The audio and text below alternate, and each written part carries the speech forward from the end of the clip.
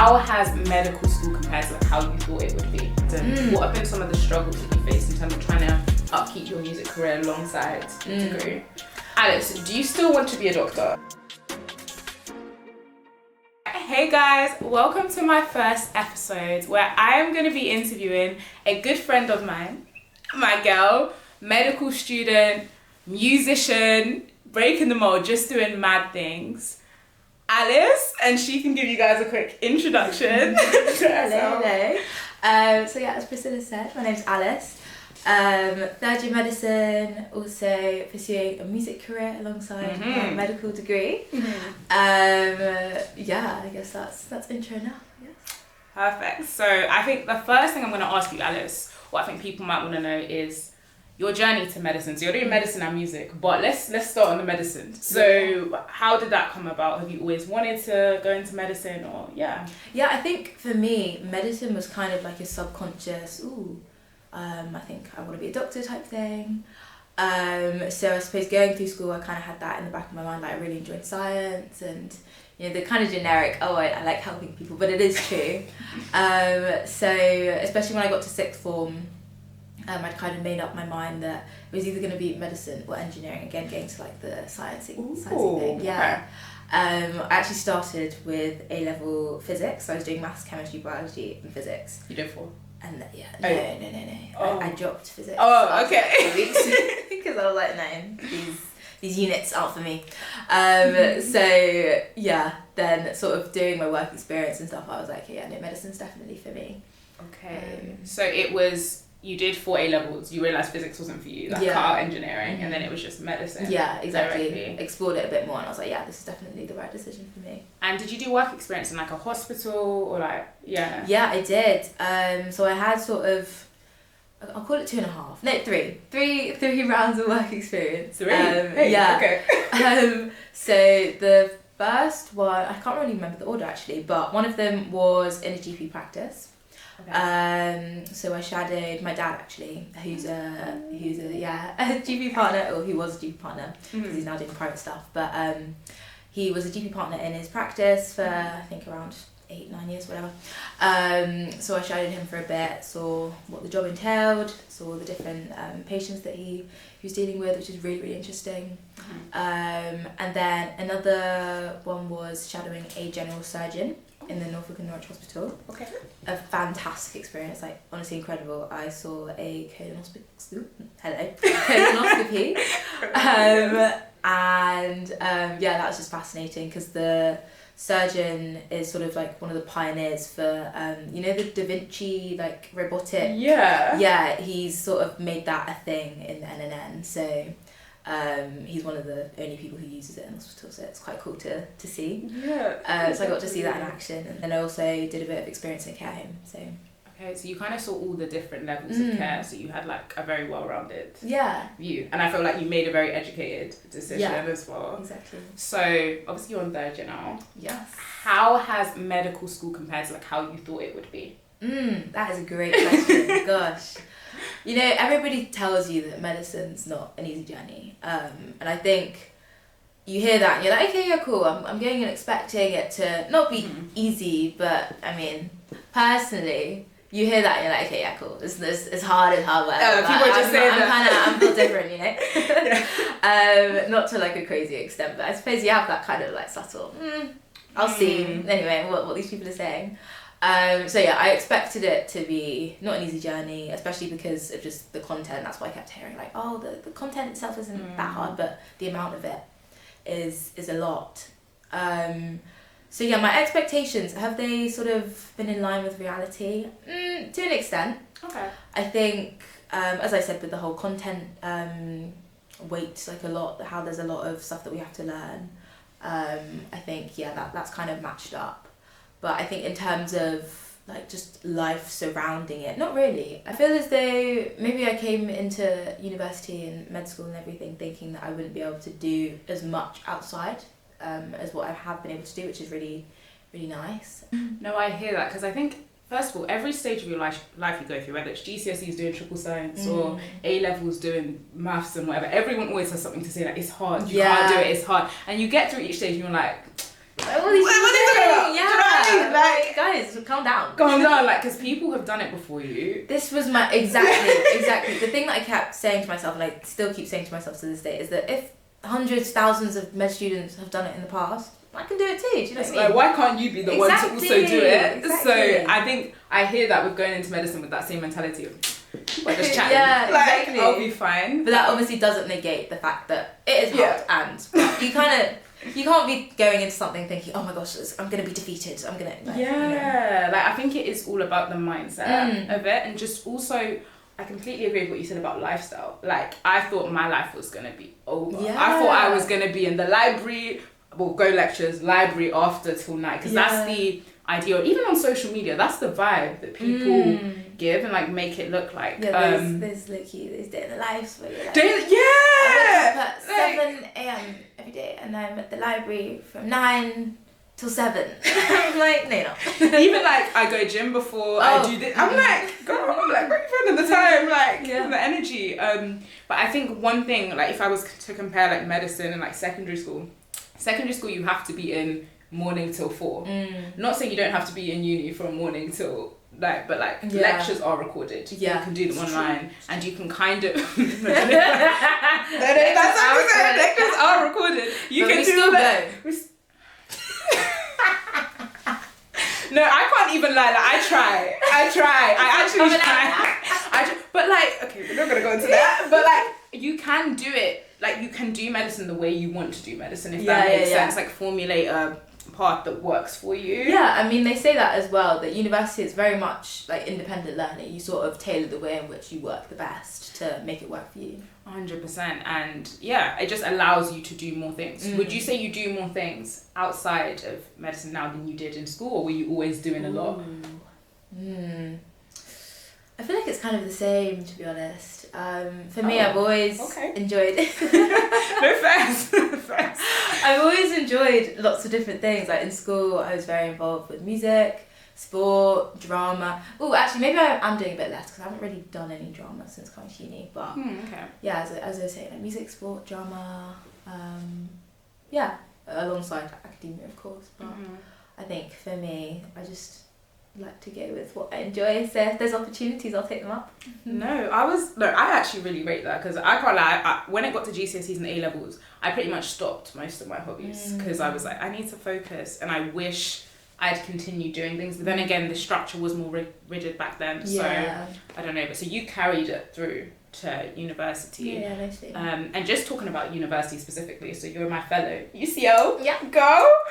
So how did you come to picking UCL as a uni, and just a bit more about UCL and that so for me, UCL was my top choice out of all of my 4 med schools, and I think I just thought it would sort of suit the kind of person I am, in that London's very diverse and there's always something going on, and also London is home for me. Like, a lot of my extended family live in London. But you're not from London? I am from London. Oh, you are from London? Yeah. Originally? But I moved to Norwich. Norwich, okay. But I claim London, don't worry. Oh, okay. I didn't know you I'm a Londoner. Yeah. I'm a North Londoner, please. North London represent. N21, let's go. So, yeah, I just thought, it'd be nice to go back to where I sort of grew up, kind of, for 7 years. And then, just more about, like, things outside uni, the opportunities that were available, and particularly for the music scene. I think, I'm going to be honest, London's kind of one of the places to be in this country, so I thought, you know what, might as well kill 2 birds with one stone. And are you happy you stayed in London? 100%. I always say that, although I can imagine myself in other places, I just think that for the time that I'm in, London was definitely the right choice. I think the thing that I felt, especially in first year, for example, my halls of residence were on Charlotte Street. Okay. For anyone who knows the area, like Fitzrovia, it's like very sort of restaurant-y, and then there's like offices about. It's quite integrated into the community, whereas other campus unis might be like quite separate from the city or town that they're in. I just feel that you kind of just feel like a regular person when you step out, and then it's just okay, you're in with the commuters, with the people going about their day, and I just like that. No, it's like you get that London experience. You're just dropped in. I was like, okay, you're kind of just in real life, in quotation marks. And even like you said North London, I'm from Northwest London, like, I don't feel like I experienced, like, central London life until I came to uni, which was really nice. Yeah, and that's another thing. Like, it's crazy how I don't know, I mean, in my first year, again, I was, like, a 5-minute walk from Oxford Street. Like, when else am I going to get that again? So, I mean, it is expensive though. Oh, tell me about it. We gotta be honest. Like, sometimes, like, when my student finance, you know, gets finished by my accommodation when I lived out in my first 2 years, I just think if I lived out, I would actually be enjoying this money. It's true. Like, it's true. It's just the fact that it didn't even cover the rent. It didn't cover the rent. And it's just increased and gotten worse. Like, they're really cost of living.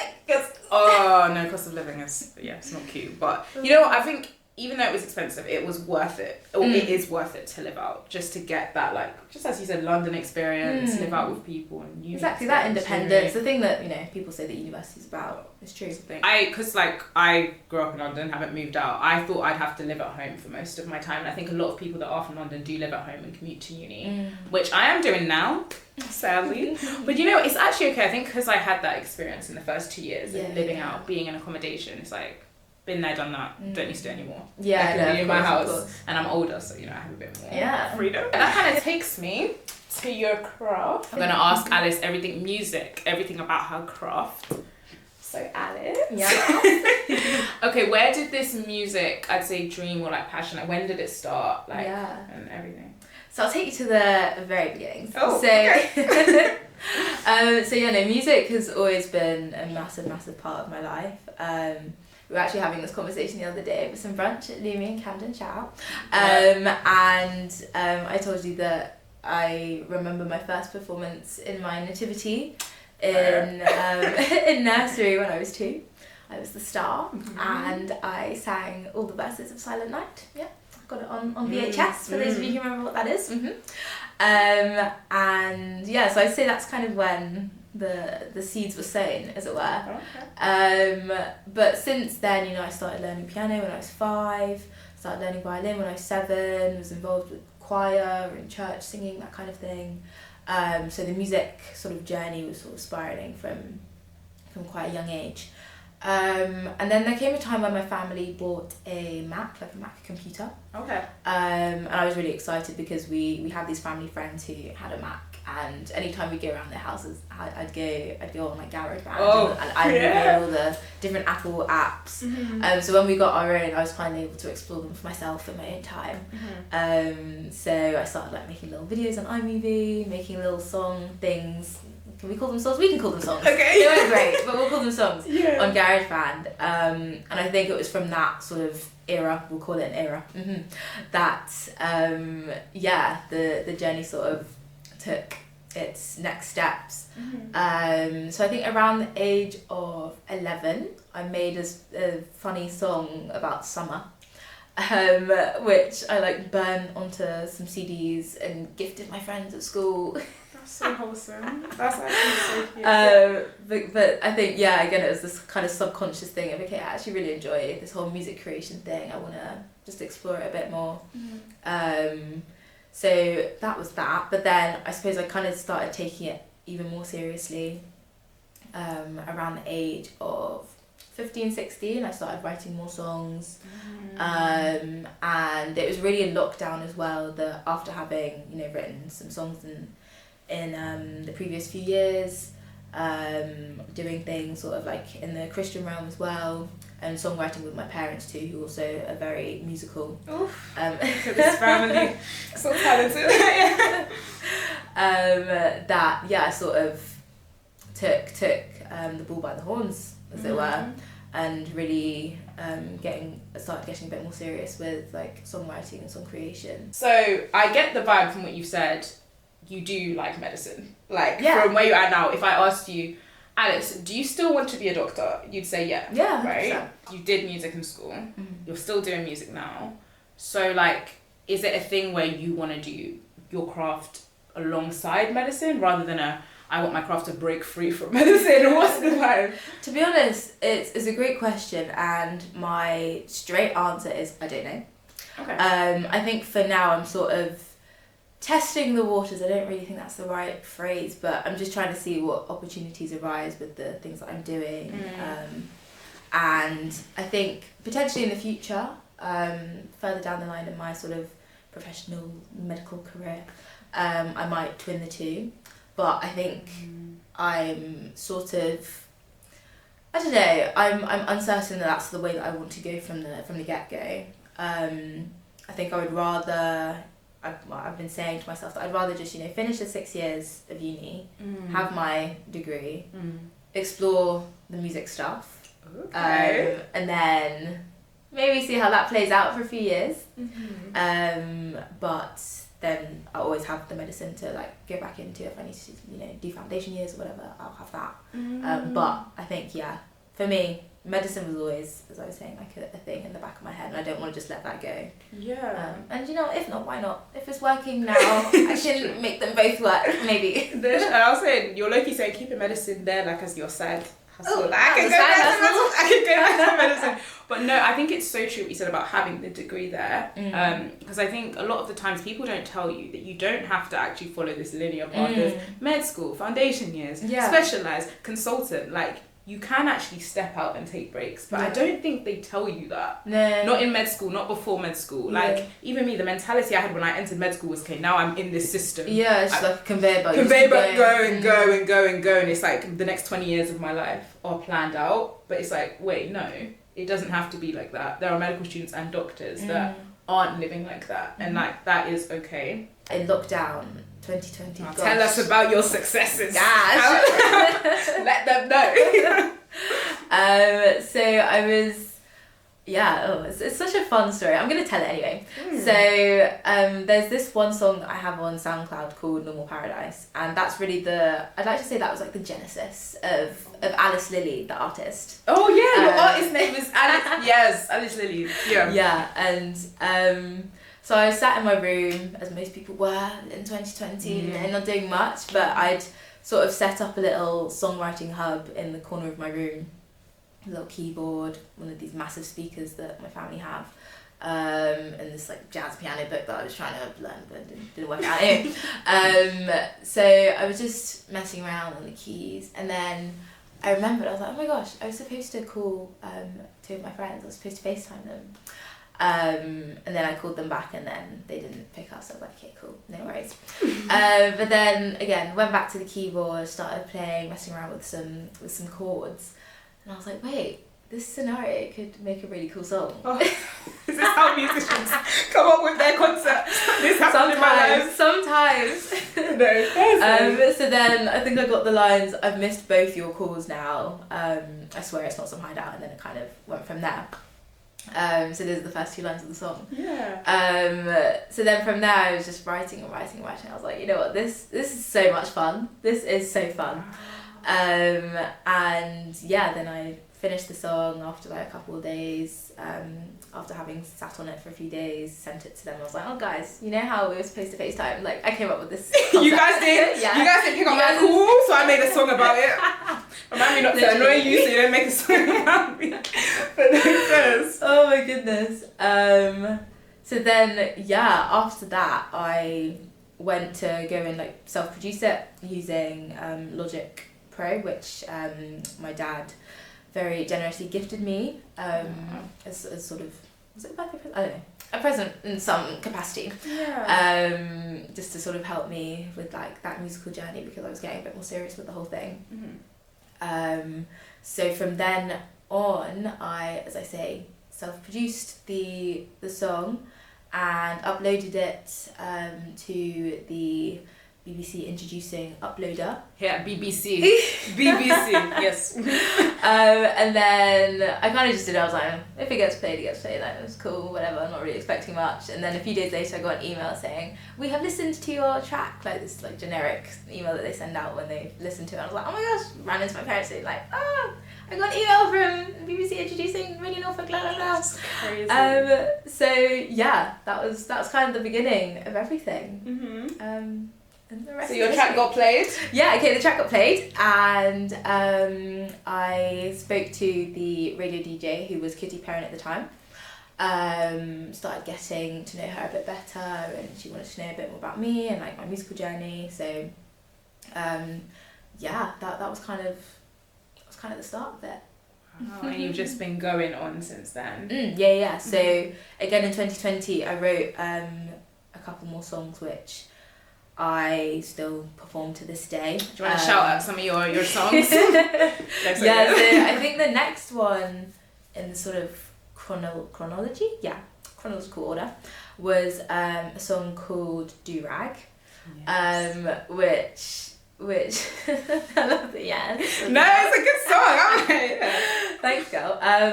So yeah, that one. Gosh, I'm kind of unsure about how that came about, but I think it was from a project that I was doing at school. We had to do these independent study things in sixth form, kind of just for fun. Okay. It wasn't like an EPQ or anything. It was just like a extra thing that we did. So I did mine on music because I was like, why not? So yeah, I think I was kind of dealing with the idea of like identity and race relations and stuff like that, and I wanted to like package that into a song. So yeah, the themes that I was kind of exploring in that time helped sort of fuel the fire, I suppose, for Do-Rag, and then that was born. Then another song in that sort of era was Clocks, which I think to this day is probably my favourite song that I've written, and that was kind of just talking about, I think it was around November time. So that was in my lower sixth year, so year 12. And I was kind of just thinking one day that, wow, gosh, time has really gone very quickly over the past few years, and I'm nearly at the end of school. Gosh, time's running out. I'm now about to leave school. Like, what have I done kind of thing. This is crazy.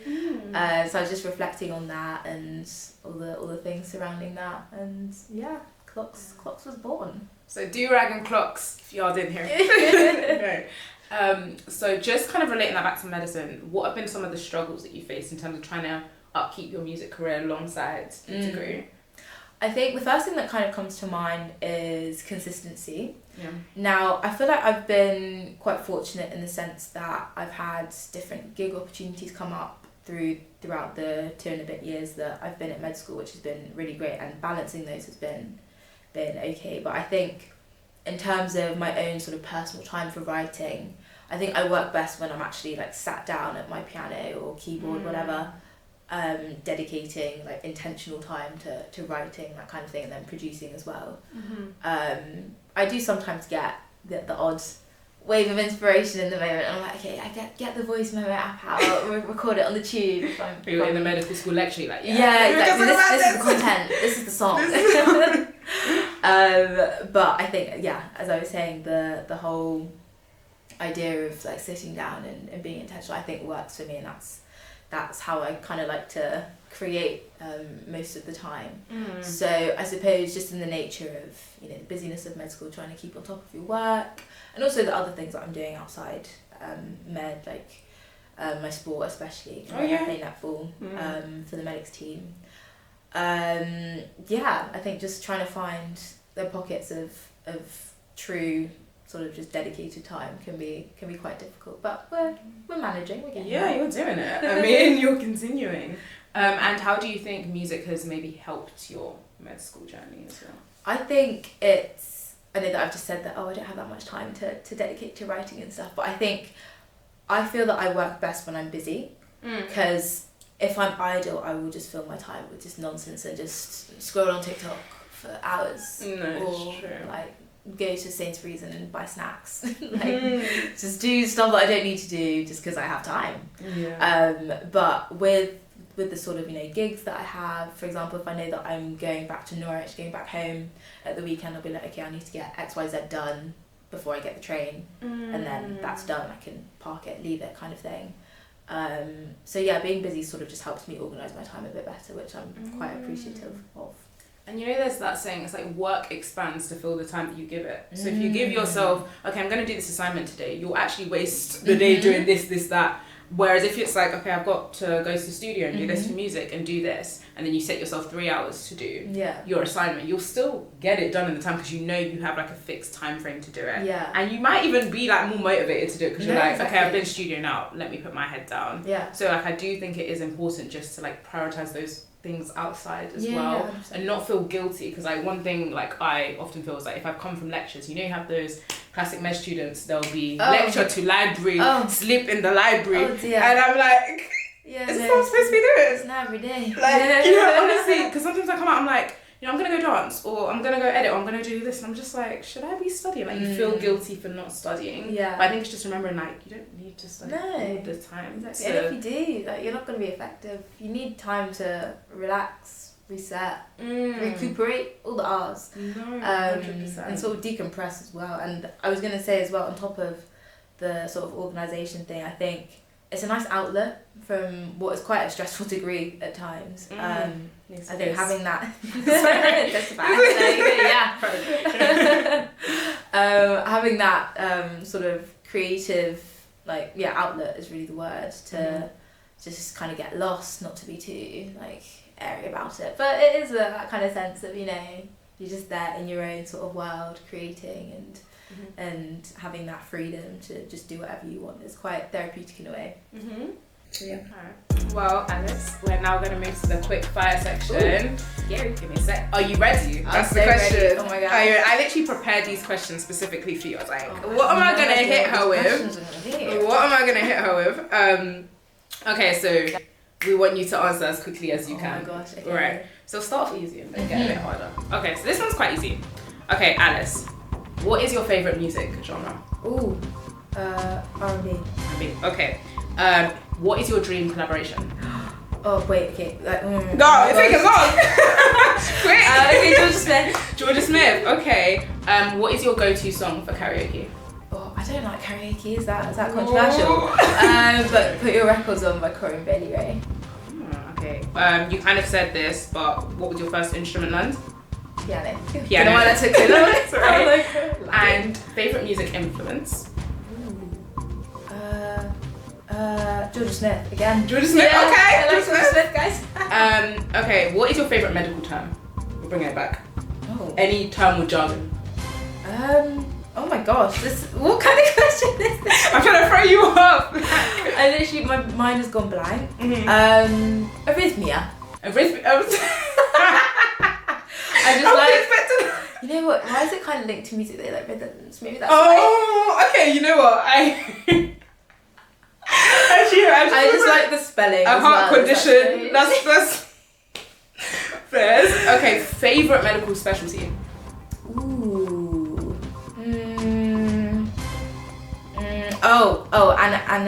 Anesthetics. Yeah. Yeah. Okay. Least favorite specialty, especially you never touch. Cardio. Funnily enough.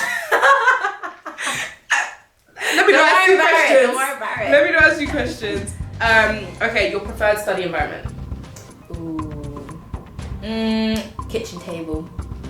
Oh, yeah. That's a nice kitchen table to do that. Right. Okay, I'm gonna give you two more. Favorite part of anatomy. Girl. Actually, no, this is a valid question. Let me think. I quite enjoyed the leg, actually. Really? Yeah. The leg? Because once you get it, you get it. But the leg? Yeah. Like, which part of the whole leg? Or? No, like the leg. Not the thigh, below the knee. Really? Oh. Yeah. Okay. I think the muscles. Maybe not. Maybe I'm just pretending. No, I just gaslighting myself into thinking that I enjoyed it. But from what I remember. And last one's nice. Any advice to anyone who maybe wants to start medicine or is in medicine and has an interest in music? What advice would you give to them? I think I kind of mentioned this before, in the sense that one of my life mottos, as silly as it may sound, is you only live once, YOLO. It's so true. So if you have a passion, I really subscribe to the view that you should just run with it, run for it. Surround yourself with people who will support you and uplift you. I'm very grateful for my parents who are just amazing. They from day one, they've just supported everything that I do. Always been there to make sure that life isn't difficult for me in terms of like organisation and stuff like that. And of course, you know, it's not something that I take for granted. So it's just really important to surround yourself with people who, as I said, are in line with your vision, want to support you and help out wherever you can, wherever they can even.